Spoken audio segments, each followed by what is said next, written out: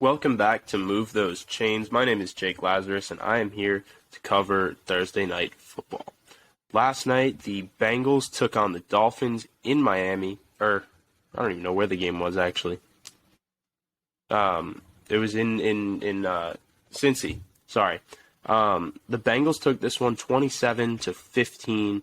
Dolphins were handed their first loss of 2022, falling to 3-1. The Bengals, after starting 0-2, are now 2-2, back at 500. I said week 1 after that terrible performance by Joe Burrow that I thought by week 8 we'd forget all about that, and it seems like we already have. Joe Burrow played all right, played better than all right. He 20 for 31, 287 yards, a pair of touchdowns. Joe Mixon got 24 carries, which was that's a lot of carries. Had a touchdown. T. Higgins was their leading receiver, 7 receptions for 124 yards and a touchdown. But yeah, the story of this game wasn't really the football. It was more Dolphins quarterback Tua Tagovailoa. After suffering a head injury in week 3 last Sunday, somehow he came back into the game in the second half of that game and was somehow cleared to play this week when a started Tua. And if you haven't seen what happened, rolling left with the grain, and down he goes, slung down in his own 48-yard line. Josh Tupu. He got stretchered off and brought to a local hospital at the University of Cincinnati. So that was a really scary situation. It's also been announced that the NFL Players Association, the NFLPA, is threatening legal action on the Dolphins and their medical staff after allowing Tua to play. My thoughts on all of this is that's a really scary thing to see happen on a football field. I mean, the NFL's come a long way in concussion protocol from where they were a number of years ago. However, last night they took 10 steps in the wrong direction. That was a terrifying sight to see on a football field. I don't know the last time we've seen something like that happen. But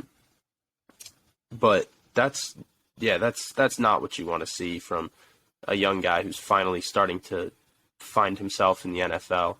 But you could tell from the jump that something was off. I mean, the play that I have in mind, Tyreek was running basically a post route over the middle of the field, had his man beat by a few steps, and Tua just underthrew him and threw an interception. And you can make the argument that, yeah, Tua might not have the same arm as Patrick Mahomes, but I just don't think that that's valid. I think there's some head injury there. I think there's some head injury that played a factor into that. But yeah, there's not much that goes into that. I mean, how we all saw what Tua looked like after his first head injury on last Sunday. I mean, he was wobbling all over before he was helped to the sideline, and then somehow he came back in the second half and led them to albeit a great win. But that's not. I'm not sure that that's the right face for the NFL right now. I would hope that, just as a sports junkie, I would hope that someone on the Dolphins medical staff is fired or investigated or fined or something. That's not okay. You can't have that happen, especially in front of a national audience. And I'm just figuring out if there's any NFLPA issue statement. I want to find that statement. The NFLPA tweeted last night, "Player health and safety is at the core of the union's mission. Our concern tonight is for Tua, and we hope for a full and speedy recovery. Our investigation into the potential protocol violation is ongoing." So we'll see what ends up happening. I mean, it's been pretty notable in the past that penalty for this kind of thing hasn't been all that severe. However, I would expect the NFL to make a statement out of this. So I don't know how. I don't know who gets in trouble. I don't know if it's Mike McDaniels, their head coach. I don't know if it's medical staff. I don't know what, but someone should get in trouble. Someone should get suspended. Someone should get fired. Someone should get fined. But yeah, as for Tua, I mean, after suffering what seemed to be a concussion last week, we all know that you're more susceptible to head injury when you've already had head injury prior, especially in a 5-day window like we just saw. So hopefully he's all right, and we see Tua playing football again. But I think we'd all understand if Tua was basically, if he took a step away for a little bit. I think we'd all understand, because that is crazy how that all unfolded. Who knows if there's more long-term health issues that stem from that, whether it's neurological or spine or neck injuries. It was announced last night that he was released from the hospital, but who knows? We'll see in the future what we end up finding out, what his timeline is for recovery if he comes back in the next few weeks, because the Dolphins are going to compete for the AFC East. I mean, without their star quarterback, they're now going to fall back onto Teddy Bridgewater. He played last night. He played all right.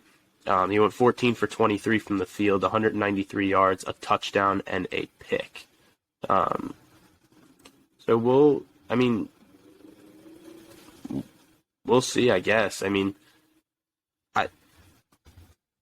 Teddy is not Tua, and I'm not going to make that comparison, but Teddy Bridgewater he's as good of a backup quarterback as you're going to find in the NFL, who's been reliable over the last number of seasons. So I don't expect the Dolphins to necessarily compete for the AFC East if Tua is out for long term, but I do expect them to be a playoff team to get a wild card spot. I think Mike McDaniels is one of the best coaches in all of football at just game plans. And I think they have enough weapons, whether it's Tyreek or Jalen Waddle or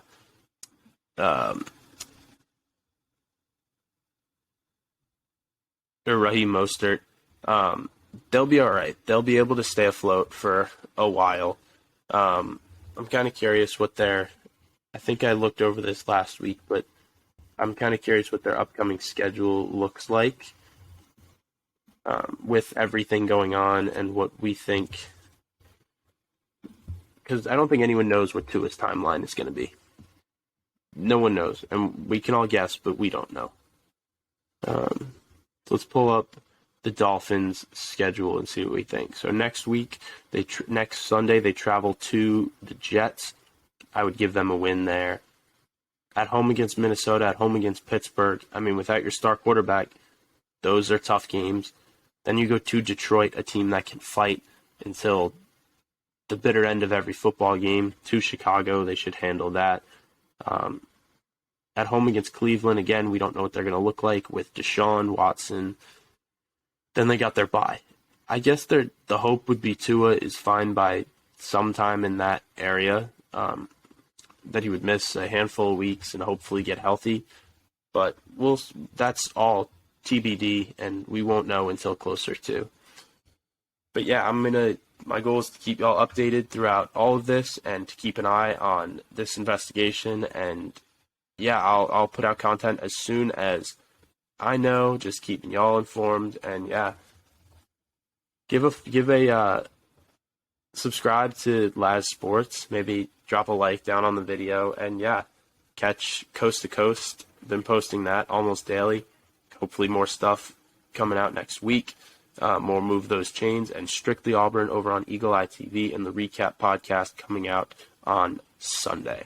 But yeah, other than that, peace.